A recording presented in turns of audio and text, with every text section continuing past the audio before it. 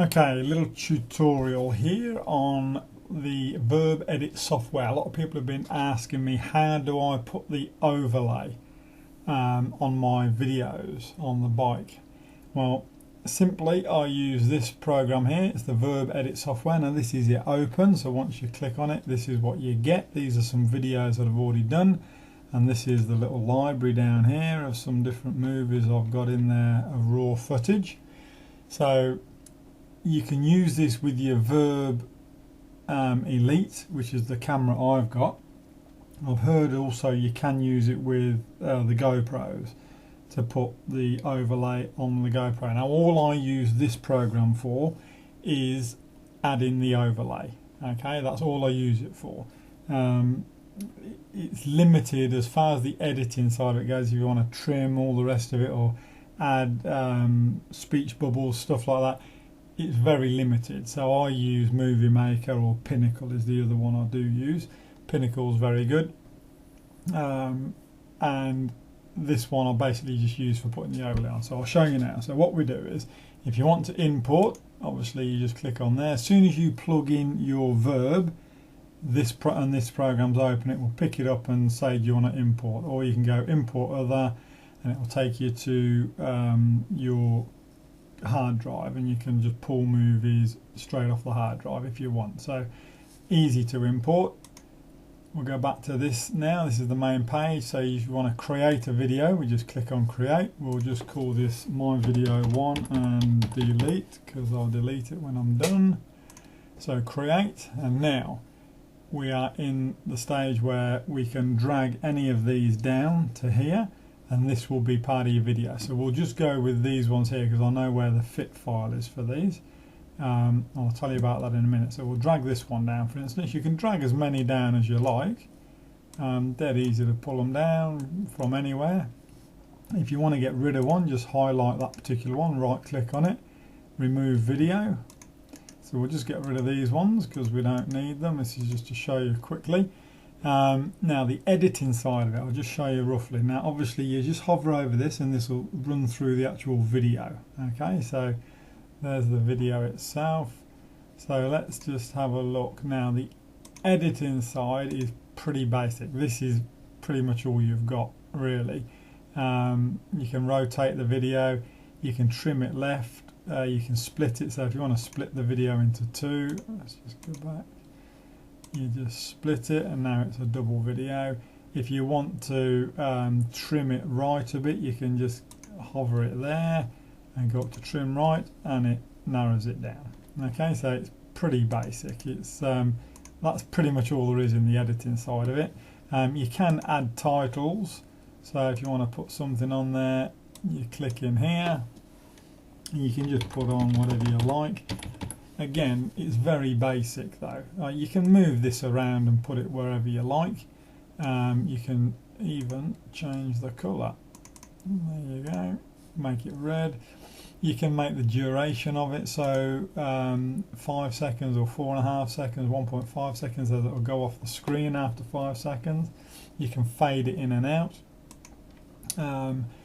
Again, this sort of stuff, I would think you're better off doing it in Movie Maker. You get much better options with Movie Maker. You can make it all sorts of funny writing and all the rest of it.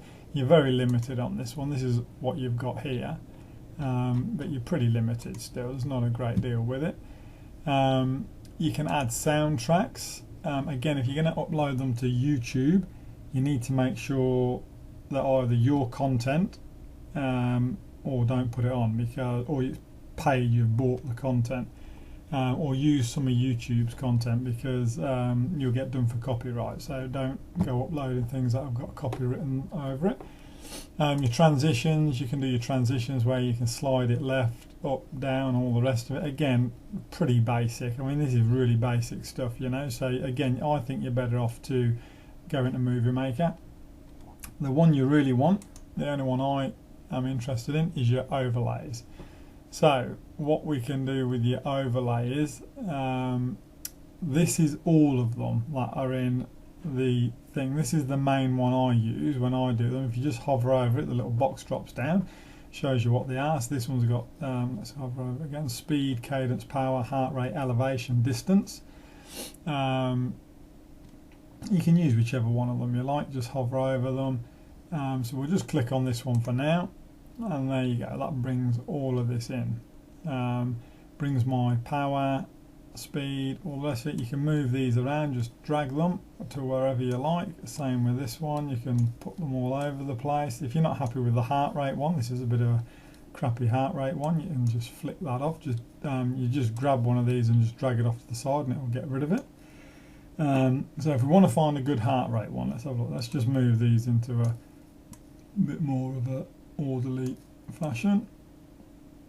There we go, we'll just put that, we can just pop him over there. Okay, so back to overlays, and now if we want to find a specific heart rate one, you just go into gauges, click on this one, the all data types, and you just track down until you find a heart rate. So again, you've got power, cadence, temperature. You put whatever you like on here. So we'll just go to heart rate for now, and then here's all the different heart rate gauges you can drag, and you just literally drag them over and it's there. Okay, and the one I like is that one there because it's nice and big.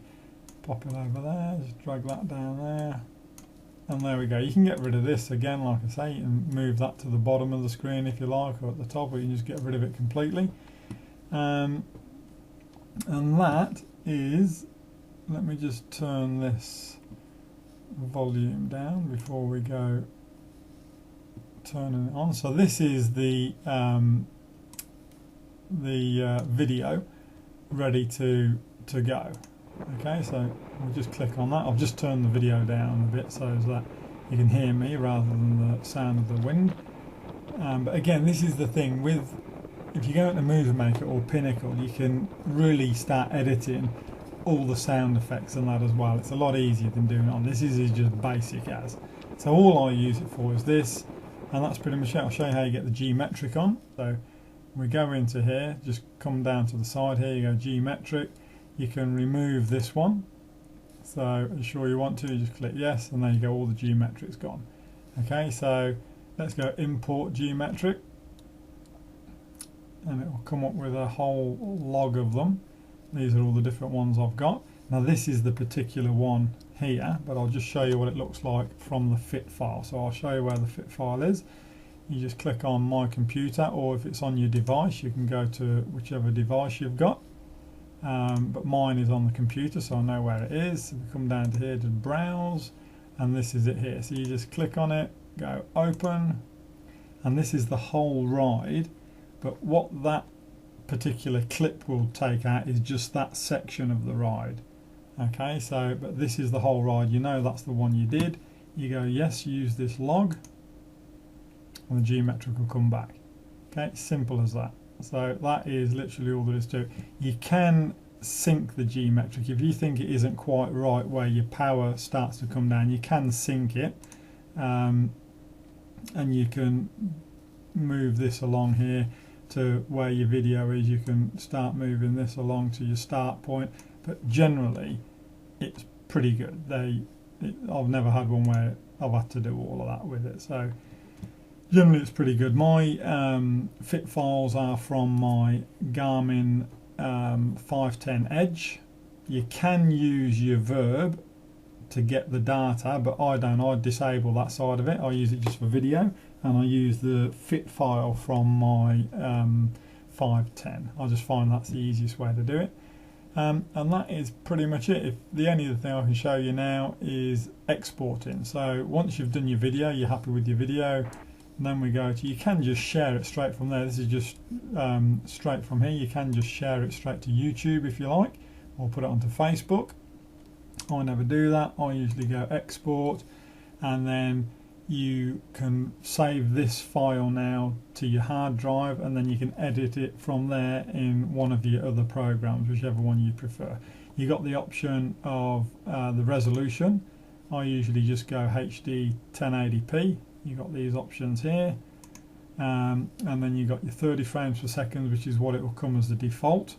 The 60, the 120, and now the good thing is we've got the new 240.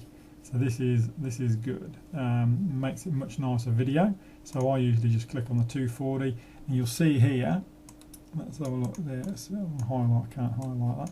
You'll see there it's gone to 2.08 gigabytes when I put it onto 240 frames per second. Whereas you come back down to 30 frames, you're coming down to half. Okay, so that's the thing, and then you just find the folder you want to go on and export it to that. So that is it. The only thing you will find with this program is it's very good, but the rendering side of it, when you come to export and you actually click export, unless you've got a good computer, a fast computer, this is an i7 and I've got a Quadro K600 video card in this, and that card is specific for doing video rendering. That's what it's designed to do. I did have the GeForce, I can't remember which one it was about the middle of the range GeForce, and that was alright, but it was just slow, as it would take sometimes it would take 2 hours to render a 20-minute video, whereas this does it in like 6 or 7 minutes. So much quicker, and then you can get your video off. So that's pretty much it. That's what I use, and I find it really good.